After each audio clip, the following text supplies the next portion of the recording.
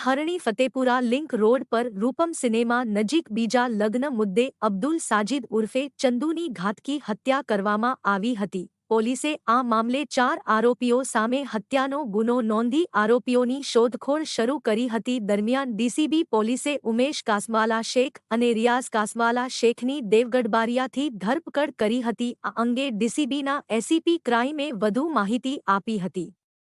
વડોદરામાં ગઈકાલ રોજ કુંભારવાડા વિસ્તારમાં આવેલ પેટ્રોલ પંપ પાસે ચંદુ રાજ્યો નામ અક્ષરનું એસોલ્ટ કરી 4 લોકોએ મોતના ઘાટે ઉતારી દેવામાં આવ્યો હતો, જેમાંથી ઉમેશ કાસવાલા શેખ અને રિયાઝ કાસવાલા શેખની ધરપકડ કરવામાં આવી છે।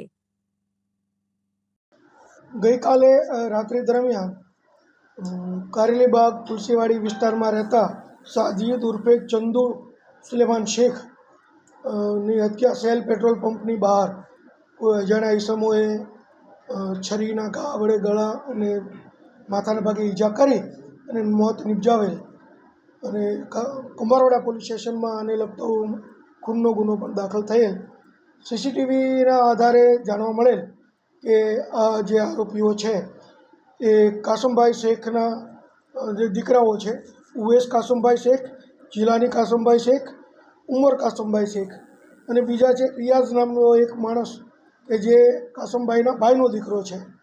એ બધાએ એમની ઉપર એસોલ્ટ કરીને એનું મોત નિપજાવેલ, જેના ગુનાની તપાસ કુંભારવાડા પોલીસ સ્ટેશનના પોલીસ ઇન્સ્પેક્ટર શ્રી કરી રહ્યા હતા અને આ ગુનાના રસ્તા પડતા આરોપીઓનો અમે રાતથી જ અમે એનું સર્વેલન્સ રાખી અને પીછો કરેલો, તો તેઓ દેવગઢ બારિયા બાજુ ગયેલાની અમને હકીકત જાણવા મળેલી।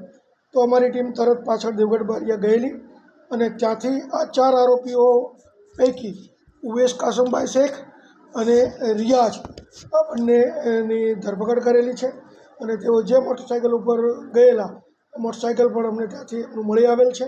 એમનું મેડિકલ કરી અને એમની ધોરણસરની પૂછપરછ કરી અને આગળની તપાસ જે કુંભારવાડા પોલીસ ઇન્સ્પેક્ટર શ્રી કરી રહ્યા છે એને અમે આગળ તપાસ માટે આપીશું। ઝઘડાનું કારણ શું હતું સાહેબ?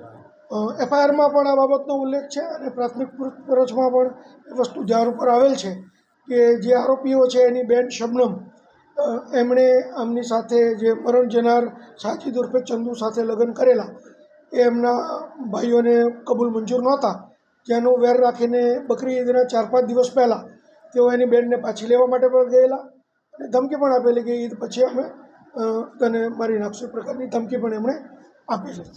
આ જે રિયાઝ અને અવેશ પકડાયેલા છે એ અવેશ ઉપર અગાઉ પ્રાણી પશુ ક્રૂરતાનો પણ ગુનો દાખલ થયેલ છે અને જે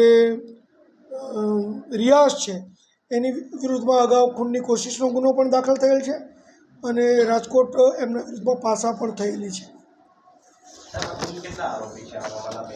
એફઆઈઆર મુજબના 4 આરોપી છે, જે પૈકીના 2 આરોપીની અત્યારે ધરપકડ થયેલ છે અને બાકીના 2 આરોપી પણ નજીકના સમયમાં પકડાઈ જશે।